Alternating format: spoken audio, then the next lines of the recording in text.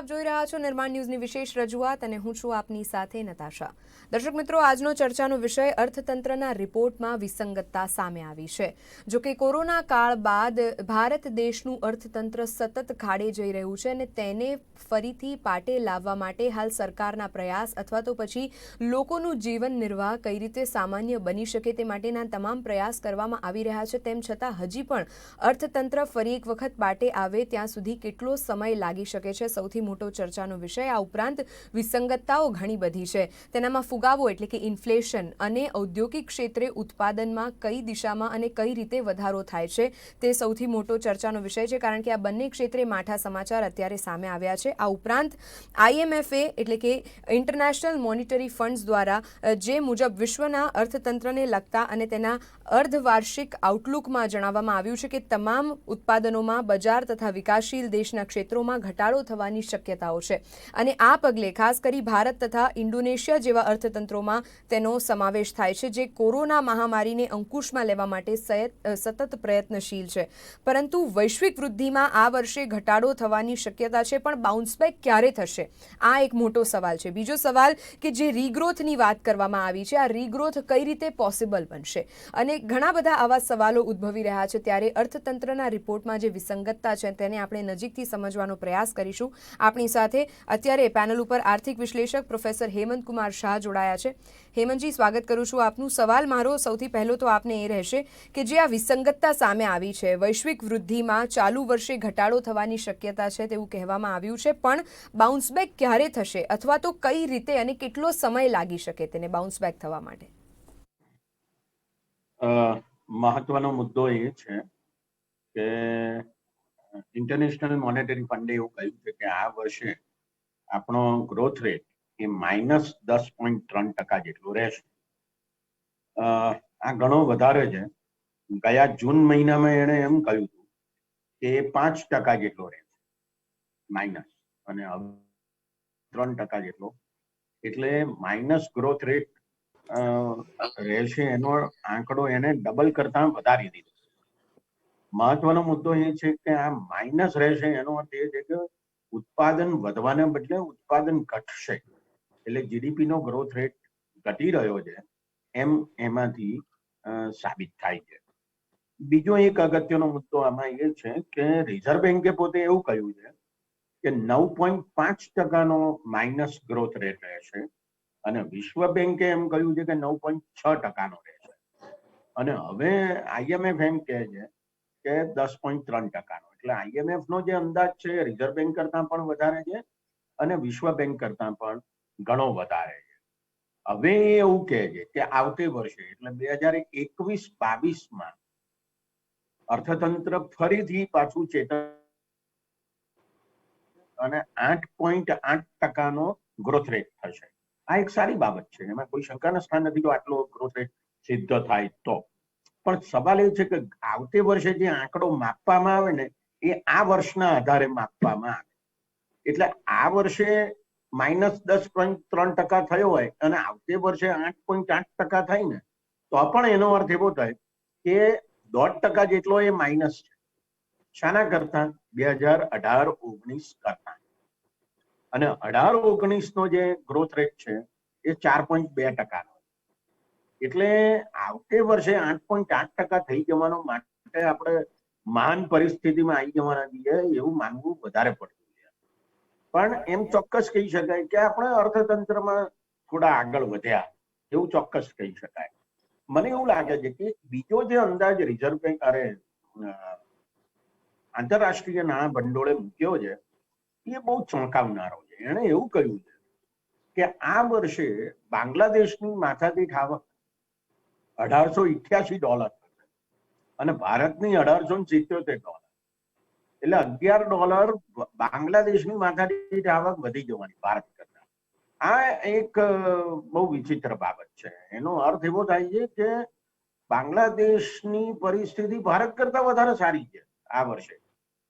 આ મને લાગે છે કે બહુ જ ચિંતાજનક મામલો ભારતને માટે કહેવાય, કારણ કે આપણે હંમેશા બાંગ્લાદેશને બહુ ગરીબ, બહુ પછાત અને શું કહેવાય કંગાળ દેશ તરીકે આપણે જોતા આવ્યા છીએ, અને સમજતા રહ્યા છીએ. એ પ્રકારના સંજોગોમાં IMF જ્યારે માથાદીઠ આવકનો આવો અંદાજ મૂકે છે ત્યારે એ આપણે માટે ખાસો ચિંતાજનક મુદ્દો બને છે.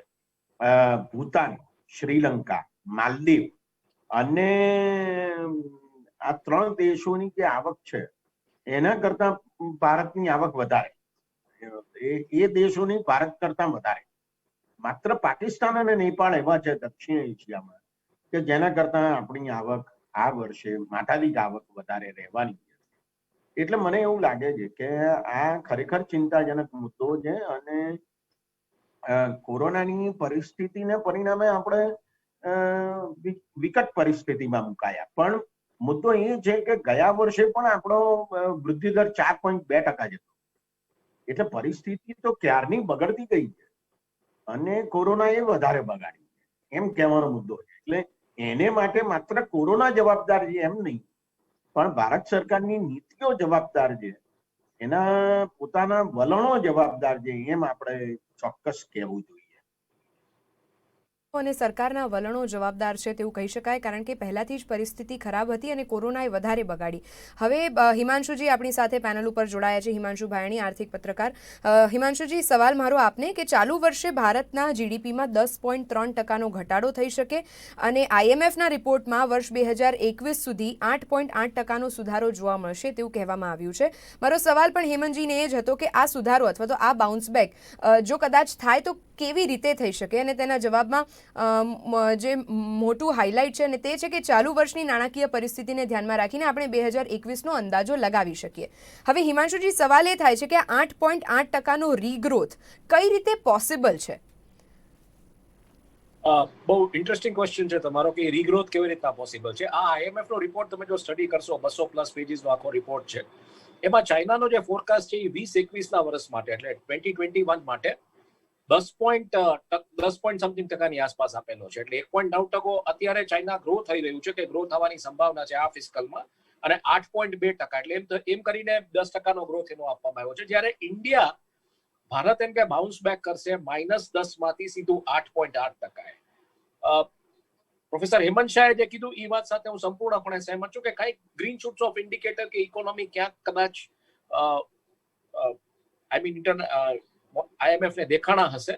પણ મારી દ્રષ્ટિએ તમે આમ જોવા જાઓ તો આ કોવિડની પરિસ્થિતિ સપોઝિંગ ન હોત, આપણે એવી એક ધારણા મુજબ ચાલીએ કે સપોઝિંગ ન હોત, તો 4.2%નો ગ્રોથ જે છે અને જે પ્રકારનું થ્રસ્ટ અત્યારે ઇન્ફ્રામાં અને GST પોઈન્ટ ઓફ વ્યૂથી જે પણ કંઈ થઈ રહ્યું છે, માર્કેટમાં કન્ઝમ્પશન ઘટેલું છે, એટલે તમે એવું માનો કે બીજા 2%નો ગ્રોથ સપોઝિંગ આવ્યો હોત તો એ 6.2 કે 6.4%ની આસપાસનો એ ગ્રોથ હોત, અને બાકીનું 2021માં જે 8.8%ના ગ્રોથની વાત છે તો એ લગભગ તમે બીજા 2.2 કે 2 એટલે 2.5% જેવું તમે પાછું આવતા વર્ષે ઉમેર્યું હોત. એવી પરિસ્થિતિ જો કોવિડ ના હોત તો.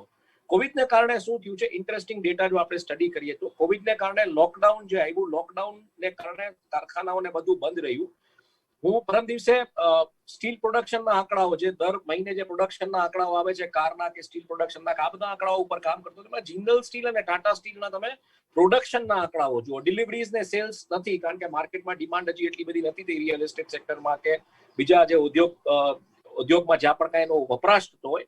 પણ પ્રોડક્શન નું લેવલ જે ગયા વર્ષે પ્રી કોવિડ ટાઈમ્સમાં જે જૂનમાં કે જુલાઈમાં કે જે પણ કાંઈ હતું સપ્ટેમ્બરમાં, એ જ પ્રોડક્શનનું લેવલ અત્યારે પહોંચી ગયું છે. એમાં ક્યાંક 1-8%નો ઘટાડો છે. અને જે મને જે ડેટા મળ્યો છે એ કેવો છે કે જ્યારે લોકડાઉન સમયે જે પણ કાંઈ બંધ રહ્યું છે, કે મેનપાવર નથી મળ્યો કે જે પણ કાંઈ નથી મળ્યું, તો લોકડાઉન અનલોક જ્યારે થયું છે ત્યારે ડબલ શિફ્ટમાં કારખાનાઓએ કામ કર્યું, એટલે 86-87-90% યુટિલાઇઝ કેપેસિટી જે છે, ઇન્સ્ટોલ કેપેસિટી યુટિલાઇઝ કરી ડબલ શિફ્ટમાં ઈ લેવલે પ્રોડક્શન અત્યારે પહોંચાડ્યું છે. એટલે આ વાત આવી. હવે જે વાત આવે છે કે 8.8%નો વૃદ્ધિ દર, તો બહુ સ્પષ્ટ સંકેત છે આ કે ભારતનું અર્થતંત્ર એટલે તૂટ્યું કે લોકડાઉનને કારણે જે જે આપણી જે પેટર્ન છે કે આપણે એક ઇનવર્ડ ઇકોનોમી છીએ, આપણું કન્ઝમ્પશન છે. હું હંમેશા કહું છું કે આપણે કોઈ ફોર્ચ્યુન 500 કંપનીઝમાં આપણી માત્ર 7 કંપનીઓ છે, એમાંથી એક પ્રાઇવેટ કંપની છે, બાકીની 6 સરકારી કંપનીઓ છે, એ પણ ઓઇલ એન્ડ ગેસ અને બેન્કિંગની કંપનીઓ છે. એટલે આપણે કોઈ ફેસબુક કે ગૂગલ કે ફેંગ કંપનીઝ જે છે, એપલ, એમેઝોન, એવી કોઈ કંપનીઓ નથી જે વર્લ્ડ આખામાં બધું કન્ઝ્યુમ કરતા, એ કન્ઝમ્પશનના ડેટા ઉપર આપણે સર્વાઈવ થતા હોય. આપણો વર્લ્ડના ટ્રેડમાં આપણો શેર માત્ર 2% છે. એટલે આપણે કોઈ એવી એક્સપોર્ટિંગ ઇકોનોમી નથી ચાઇનાની જેમ જે 16 થી 18% વચ્ચે રહેતી હોય. એટલે આપણું એક ઇનવર્ડ કન્ઝમ્પશન જે હતું ઈ ક્યાંક હોલ્ટ થઈ ગયું હતું. મેળાવડાઓ નહોતા થતા, લગ્ન ગાળામાં 50 ની સંખ્યા હતી. આ બધું કેવું છે કે ભારતમાં જે પણ કઈ કન્ઝમ્પશન છે એ આંતરિક છે. જે પણ કઈ મેળાવડાઓ થાય, પ્રસંગ થાય, એમાં જે કન્ઝમ્પશન થતું, એક લગ્નની તમે માની લો કે પ્રોસેસ તમે લઈ લો ફેમિલીમાં, તો એમાં જે તૈયારીઓ થાય, જે શોપિંગ થાય, જે પણ કઈ થાય એ અત્યારે નથી થઈ રહ્યું. એટલે પાછું મને લાગે છે કે જે IMF જે ઇન્ડિકેશન્સ આપ્યા છે બહુ સ્ટ્રોંગલી ઇન્ડિકેટ કરે છે કે ભારતનું અર્થતંત્ર પાછું ઇનવર્ડ કન્ઝમ્પશન તરફ જ જશે અને પાછું જેવું અનલોક ખુલશે એટલે આ દિશામાં કદાચ 8.8 નો વિકાસ દર સારો છે. અને આમ આઈડિયલી તમે જોવા જાવ તો મેં તમને જેમ કીધું એમ કે 2.5% નો આઈડિયલ જે યર ઓન યર જે જમ્પ આવતો હોય, તમે FY19 નું કન્સિડર કરો તો ઈ 4.2 છે. તમે બીજા 2.5% ઉમેરી દો તો 6.4 ની આસપાસ થાય, અને બીજા 2.5% ઉમેરો તો 8.8. એટલે ઈ દિશામાં ઈ બરોબર છે. પણ -10 માંથી 8.8 જે પ્રોફેસર શાહે જે વાત કરી એ મને ઈ જ પ્રશ્ન છે કે -10 માંથી કદાચ તમે 3, 3.5, 4 કે 4.2 લઈ જવાની વાત કરો તો હું સમજી શકું એમ છું. પણ 8.8 ઈ થોડુંક વધારે પડતું ઓપ્ટિમિસ્ટિક પ્રોજેક્શન હાલની પરિસ્થિતિમાં લાગી રહ્યું છે, કારણ કે કોરોના હજી કન્ટિન્યુ છે. આજના જ રિપોર્ટ છે, સાઉથ ઇન્ડિયામાં કેરળમાં બીજો રાઉન્ડ કોવિડ કોરોનાનો ચાલુ થયો છે. સાઉથ ઇન્ડિયાના બીજા 3 સ્ટેટ્સમાંથી ડાટા આવી રહ્યો છે અને એ ડેટા પ્રમાણે કોવિડ કોરોના હજી ગયો નથી. ગુજરાતમાં આંકડાઓ ઓછા આવી રહ્યા છે. ગુજરાતમાં જે બેડ્સની જે હોસ્પિટલ છે એ બેડ્સની હોસ્પિટલની સામે અત્યારે સંખ્યા છે એ બહુ ઓછી થઈ રહી છે. પણ આ બધી પરિસ્થિતિમાં પાછું જો અર્થતંત્ર ઊભું થાય અને જે ગઈકાલે આપની જે ડિબેટ હતી એમાં જે મેં વાત કરેલી હતી કે સૌથી મોટી વસ્તુ છે કે તમે જોબ્સ જે છે મશીનથી રિપ્લેસ કરી રહ્યા છો. તમે વર્ક ફ્રોમ હોમ કરી નાખ્યું છે, એજ્યુકેશનમાં વર્ક ફ્રોમ હોમ થઈ ગયું છે, બધા સેક્ટર્સમાં most of the time work from home it has been replaced with machines. એટલે મારી દ્રષ્ટિએ સરકારની સૌથી મોટી ચેલેન્જ આ દિશામાં જો 8.8 પહોંચાડવાનું IMF ના પ્રોજેક્શન પ્રમાણે, અથવા IMF એટલું ઓપ્ટિમિસ્ટિક હોય તો એટલી જોબ્સ ક્રિએટ કરવી પડશે. એ જોબ્સ ક્રિએટ કર્યા પછી લોકોના હાથમાં ડિસ્પોઝેબલ ઇન્કમ ને પાછું તમારું ઇનવર્ડ ઇકોનોમી ધમધમતી થાય, તમારા પાછા મેળાવડાઓ, શ્રાદ્ધમાં તમારા ફેસ્ટિવલ્સ હોય કે તમારું નવરાત્રી હોય કે જે પણ કાંઈ ફેસ્ટિવલ કન્ઝમ્પશન થાય. અત્યારે તો પરિસ્થિતિ છે આપણા દેશમાં કે કન્ઝમ્પશન ઓલમોસ્ટ એક બ્લેન્ક પોઈન્ટ ઉપર આવીને ઊભું રહી ગયું છે.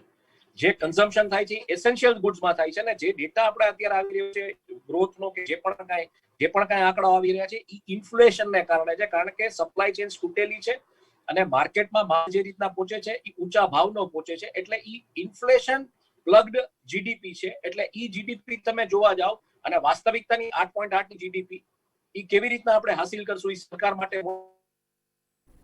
ટર્મ્સ એન્ડ કન્ડિશન્સ કે ઓઇલના પ્રાઇસીસ સ્ટેબલ રહેવા જોઈએ, કરન્સી વોલેટિલિટી નો રહેવી જોઈએ, અને એમાંથી તમે જે ગોલ્ડ બાય કરો છો એ ગોલ્ડના પ્રાઇસીસ સ્ટેબલ રહે અને એનામાં કોઈ કરન્સી વોલેટિલિટી ના રહે, તો હું એમ માનું છું કે આ ઓપ્ટિમિસ્ટિક ફિગર છે. પણ પ્રોફેસર શાહની વાત સાથે હું સંપૂર્ણપણે સહેમત છું કે આ અચીવ તમે કેવી રીતના કરશો. તમે 4.2 કીધું હોત, 4.2 તો સમજી શકાય એવી વાત હતી, પણ 8.4 એટલે તમે સીધું ડબલ કરો છો પ્રી કોવિડ લેવલ ઉપર. અને આઈ ડોન્ટ નો એ કેવી રીતના અચીવ થશે, એસ્પેશિયલી જ્યારે એક સેન્ટિમેન્ટ કન્ઝમ્પશનનું ડાઉન છે, પ્રાઇવેટ સેક્ટરમાં જોબ્સની સમસ્યાઓ છે, ગવર્મેન્ટ સેક્ટરમાં જે છે ઇન્કમ થોડી તૂટેલી છે, ડેલી અલાઉન્સીસ નથી મળતા. આપણે આજે જ સમાચાર સાંભળ્યા કે રેલવે કર્મચારીઓને જો બોનસ નહીં મળે તો એ લોકો હડતાલ ઉપર જવાની વાત કરી રહ્યા છે.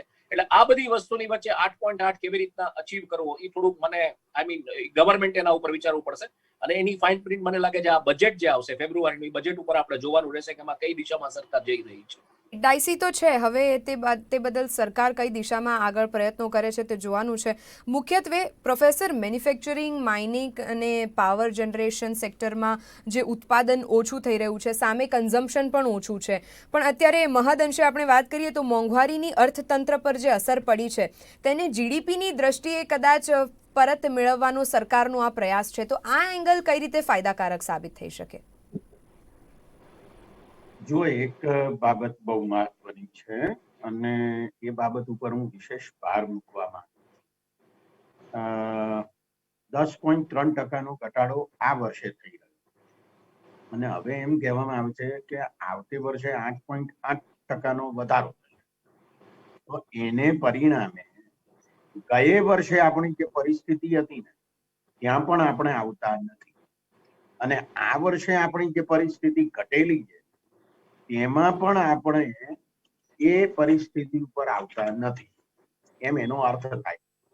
એટલે જો આપણે આવતે વર્ષે 8.8% બદલે 8.8% લગભગ 11% જેટલો વધારો કરીએ ને તો આપણે ત્યાં આવીને પહોંચીએ કે જ્યાં ગયા વર્ષે હતા, 2019-20 હતા.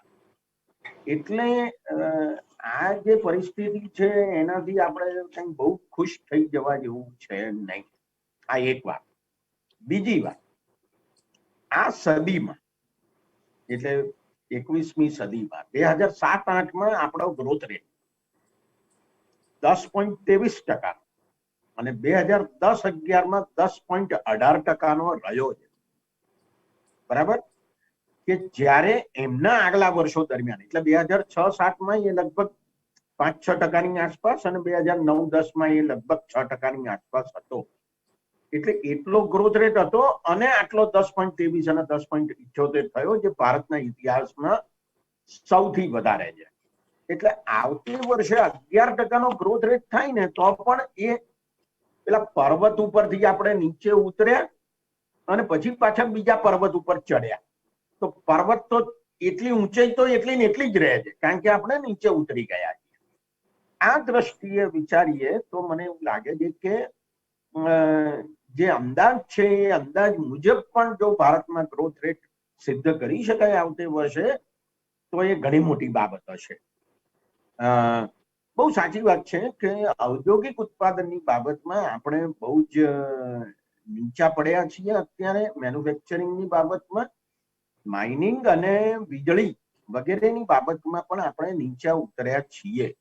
અને એમાં ત્યારે વધારો થઈ શકે કે જ્યારે બજારમાં ડિમાન્ડ ઊભી થાય. એટલે જો બજારમાં ડિમાન્ડ જ ઊભી નહીં થાય અને સરકાર એના માટે કંઈ બહુ ઝાઝો પ્રયત્ન અત્યારે કરતી હોય એવું લાગતું નથી. દાખલા તરીકે સરકારે એના પોતાના કર્મચારીઓ લગભગ 60 લાખ જેટલા કર્મચારીઓ એમનો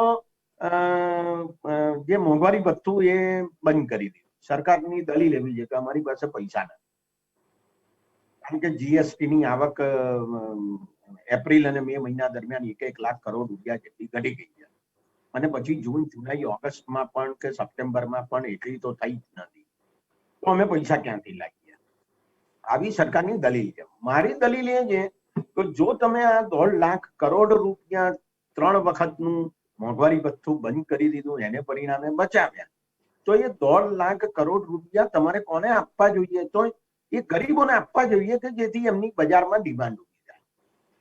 સરકાર એવું કશું અત્યારે કરી રહી નથી. એટલે પરિણામ એ આવે છે કે લોકો પાસે પૈસા નથી, માટે બજારમાં ડિમાન્ડ ઊભી નથી થતી. માટે નથી લોકો પંખા ખરીદવા જતા, નથી પેન ખરીદવા જતા, નથી કાગળ નોટ ખરીદવા જતા, નથી સ્કૂલનું દફતર ખરીદવા જતા કે નથી વીજળી વાપરતા.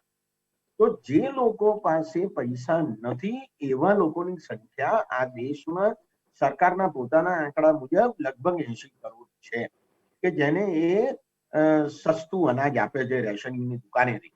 હવે એમાં પણ વધારો થયો છે આ વર્ષે, કારણ કે કોરોના આવ્યું. અને ગુજરાતમાં તો મારી ગણતરી મુજબ 88% લોકો એવા છે, ગુજરાતની કુલ વસ્તીના 88% લોકો એવા છે કે જે સાવ અસહાય છે અને ખાસ્સા ગરીબ છે. તો એમની આવકમાં વધારો થાય એવું જો સરકાર કશું નહીં કરે તો આવતે વર્ષે પણ 8.8% જેટલો વધારો થવો શક્ય લાગતો નથી. આ એક હકીકત છે. અને મને લાગે છે કે સરકારે એમાં રાજકોષીય ખાંટ વધારવી જોઈએ. ભલે 6% થાય, 8% થાય તો એની ચિંતા કરવાની જરૂર નથી. અર્થશાસ્ત્રીઓને જે કહેવું હોય કે અને રાજકોષીય ખાંટ વધારવી જોઈએ. એનો અર્થ શું છે? એનો અર્થ એ છે કે એને દેવું કરવું જોઈએ, દેવું લેવું જોઈએ.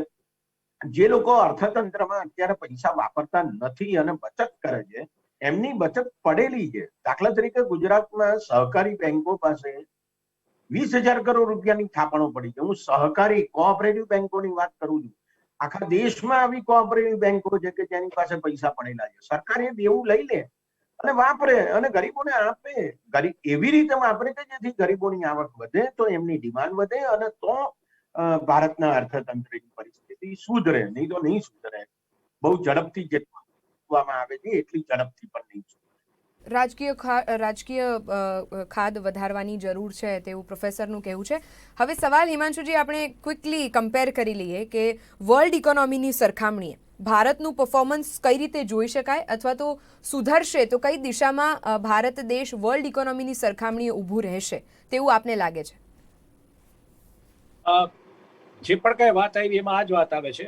પ્રોફેસર શાહે જે વાત કરી છે કે ડિસ્પોઝેબલ ઇન્કમ તમે જો લોકોના હાથમાં આપશો તો તમારે બેઝિકલી આંકડાઓ ભલે જે પણ કાંઈ હોય પણ ડિસ્પોઝેબલ ઇન્કમ તમારા લોકોના હાથમાં છે તો એક સેન્ટિમેન્ટ આવશે, કન્ઝમ્પશન વધશે, સ્પેન્ડ વધશે, બધું વધશે. પણ અત્યારે આ ક્યાંય દેખાતું નથી કે લોકોના હાથમાં ડિસ્પોઝેબલ ઇન્કમ આવે. અને સૌથી મોટી વસ્તુ તમે આમાં જોજો કે એક પ્રકારનું રેઝિસ્ટન્સ જે છે ને ઇકોનોમીમાં એ 2016ની સાલથી ચાલુ થયું છે નોટબંધીથી. નોટબંધી પછી જીએસટી નું જે ઇમ્પ્લિમેન્ટેશન છાસવારે જે અમલવારીમાં ફેરફારો થયા, જે પણ કંઈ થયું થોડું સ્ટેબિલાઇઝ થયું હતું 2018-19માં.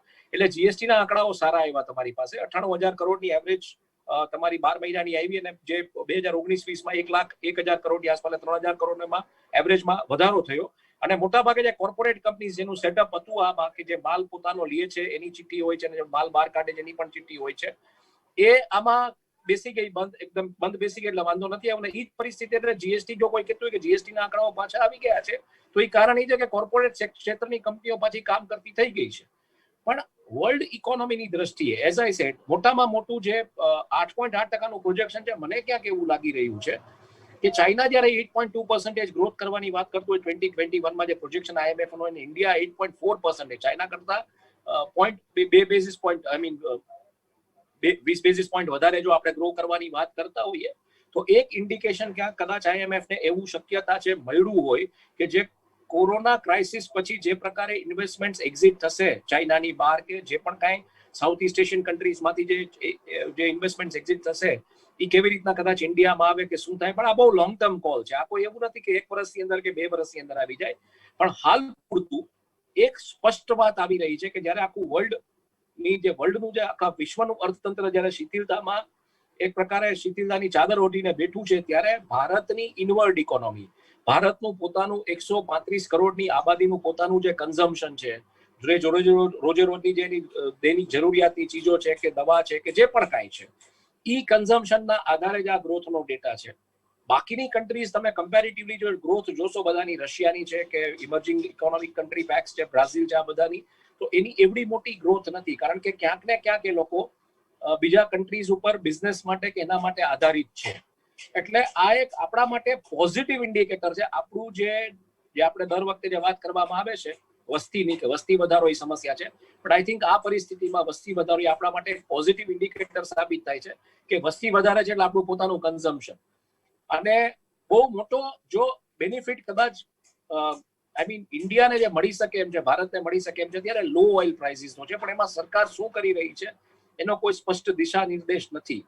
લો ઓઇલ પ્રાઇસીસ અને એગ્રીકલ્ચર સેક્ટરનું જે બિલ આવ્યું છે ને જો વ્યવસ્થિત રીતે ફાઇન ટ્યુન કરીને આ સરકાર ચાલશે ને બજેટમાં એ પ્રમાણેની જોગવાઈઓ જો કરશે તો હું સ્પષ્ટપણે માનું છું કે 8.8 નો આંકડો તો મને ખબર નથી, પણ આપણે કદાચ પ્રી કોવિડ લેવલ ઉપર તો ડેફિનેટલી પહોંચી જશું. એ સંભાવના તો મને દેખાઈ રહી છે. સબ્જેક્ટ ટુ કન્ડિશન કે આનું આખું બ્લુપ્રિન્ટ આની આખી સરકાર કેવી રીતના તૈયાર કરે છે, ફાઇનાન્સ મિનિસ્ટ્રી આમાં કયા પ્રકારનો રોલ ભજવે છે, આરબીઆઈ કયા પ્રકારના ડેટા પોઈન્ટર્સ કન્સિડરેશનમાં લે છે, ઇન્ફ્લેશનના, ઓઇલ પ્રાઇસીસના બધા. અને તો મને લાગે છે કે આપણે પ્રી કોવિડ લેવલ ઉપર કદાચ 2021માં પહોંચશું. મારું પર્સનલી માનવું છે, જે રીતના હું બજારોમાં ફરું છું, જે રીતના હું ઘરાકી જોઈ રહ્યો છું, જે રીતના હું લોકોને જોઈ રહ્યો છું કે માસ્ક પહેરીને ખિસ્સામાં સેનિટાઈઝરની બોટલ લઈને કામ કરતા થઈ ગયા છે, મને અંગત રીતે મારું એવું માનવું છે કે આ પરિસ્થિતિ પ્રી કોવિડ લેવલ ઉપર પહોંચતા 4.2 નો જે ગ્રાફ છે એ પહોંચતા હું બહુ સ્પષ્ટપણે માનું છું. મારું અંગત જે આંકલન છે, જે કાંઈ મેં ઓબ્ઝર્વ કર્યું છે, ખાસ કરીને હટાણાઓના કેન્દ્રમાં જઈને, કે મને હજી નથી લાગતું કે 2021-22માં આ વસ્તુ તરત જ એટલી સોલ્વ થશે. મને એવું લાગે છે 2022-23 થી આપણી ઇકોનોમી કદાચ ટ્રેક ઉપર આવશે.